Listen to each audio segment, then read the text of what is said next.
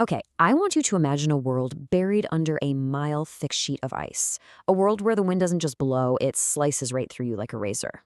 This was Earth during the last ice age, and it was into this frozen nightmare that our ancestors walked, armed with, well, not much more than stone, wood, and a desperate will to survive. So that brings us to the big question, right? They were up against a creature that was a literal walking mountain, a 10-ton mammoth that could crush you in an instant. So how on earth did they do it? How did our ancestors, who were outmatched in pretty much every single physical way, conquer this giant? Well, the answer, as we'll see, is an absolute masterclass in strategy, innovation, and just plain survival.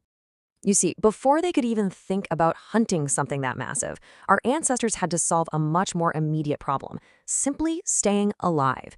They'd migrated from the warm plains of Africa into what we call the Last Glacial Maximum, a world that was, to put it mildly, hostile to human life. And this really shows you the sheer biological mismatch they were up against. The human body is a delicate machine, right? It's fine-tuned to run at 37 degrees Celsius. But in the Ice Age, with temperatures plummeting to -40, a measly 2-degree drop in your core body temperature meant hypothermia. Your blood would thicken, your brain would go numb, and death would follow in minutes. The cold itself was the first and most relentless enemy. And hey, if the cold didn't get you, something else probably would. This frozen world was crawling with mega predators. We're talking packs of direwolves, saber-toothed cats with teeth like daggers, and cave bears and lions that were a full 25% larger than the ones we have today. And to top it all off, these massive animals lived in the very caves humans needed for shelter.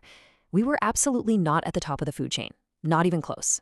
So what was humanity's first real game changer? Fire. That little spark was a revolution. It was a temperature control system that kept hypothermia at bay. Its flames were a shield against those massive predators. And maybe most importantly, cooking meat unlocked 3 times more calories than eating it raw. Fire wasn't just about comfort. It was pure power. Okay, so now they had warmth and relative safety in their caves, but a new crisis was creeping in.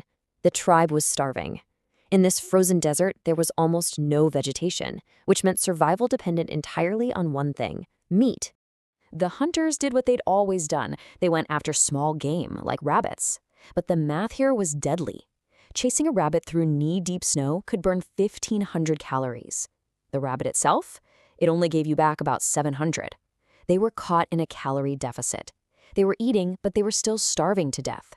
Every single hunt was pushing the tribe closer and closer to the edge. And this is when desperation forced a really radical shift in thinking. Their eyes lifted from the small prey scurrying in the snow, and they fixed on a moving mountain in the distance, the woolly mammoth. It was their only hope, a walking, breathing storehouse of food and resources. But it was also a fortress of flesh, and it seemed totally invincible. Just think about what they were up against. We're talking a 1-inch thick hide, backed by a 4-inch layer of solid fat. Then there's a 3-foot-long coat of hair on top of that. And if you somehow got through all that, you still had to deal with 15-foot-long tusks, and the fact that they lived in these highly organized defensive herds. A direct attack wasn't just dangerous, it was basically suicide. But the potential payoff was astronomical.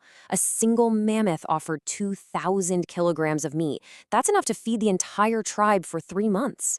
Its hide could be turned into warm clothes and tents. Its massive bones and tusks could be fashioned into tools, weapons, and even shelters. The risk was total annihilation, sure, but the reward was the future itself. They really had no other choice. So they made their first attempt. The plan was pretty simple. Find a weaker mammoth that had fallen behind the herd and just try to overwhelm it with numbers. It was a strategy based purely on brute force, and it was about to fail spectacularly. The hunters swarmed the isolated animal, hurling their simple wooden spears, but the spears just bounced off or snapped like twigs against that incredible natural armor. The mammoth wasn't just unharmed, it was furious. And in an instant, the tables turned. The 10-ton beast charged, and the hunters scattered, carrying their wounded back to the cave in a bloody, humiliating retreat. So back in the cave, facing starvation and defeat, the tribe realized their mistake. Brute force was completely useless against a creature this powerful. Attacking the mammoth's body was a losing game. They had to attack its mind. And what followed was a revolution in human thought, a shift from pure brawn to complex, engineered strategy. Their new plan was pure genius, and it unfolded in 4 stages that required incredible cooperation and abstract thought. First, they innovated their technology, swapping out simple wood for razor-sharp spearheads made from obsidian and jasper. Second, they used psychological warfare, fire and noise, to create panic and separate their target from the herd. Third, they became engineers, digging a massive pit trap in a narrow valley and camouflaging it perfectly. And finally, they executed with precision, communicating to channel the terrified animal directly into their trap. And listen, this isn't just some cool theory. Archaeologists have actually found the proof. In Mexico, they unearthed these deep pits clearly dug by humans that contained the bones of at least 14 mammoths. This was their strategy, and we know for a fact that it worked. The moment that mammoth crashed into the pit, the world changed for that small tribe. They had conquered the impossible. But their victory created a new and pretty massive logistical problem. I mean, you can't exactly drag a 10-ton mammoth back to your cave, right? The solution was brilliant in its simplicity. If you can't bring the hunt to the tribe, you bring the tribe to the hunt. They set up a temporary camp right there around the kill. And that brutal cold, which was once their greatest enemy, now became their greatest ally, a perfect natural freezer, preserving all that meat. Their ingenuity was just remarkable. Absolutely nothing was wasted. The meat was food, of course. The hide became clothes and shelters. The bones were actually used as structural supports for dwellings. Archaeologists in Ukraine have even found entire camps built from mammoth bones. The fat was fuel for their fires, and the tusks were carved into deadly spear points and even delicate sewing needles. One animal provided everything they needed. But, no dynasty lasts forever. Around 12,000 years ago, the planet started to warm up and fast. The vast grassy plains the mammoths relied on were replaced by forests. This climate change, combined with the pressure from increasingly sophisticated human hunters, was a 1-2 punch that drove this magnificent species to extinction, closing a major chapter in Earth's history.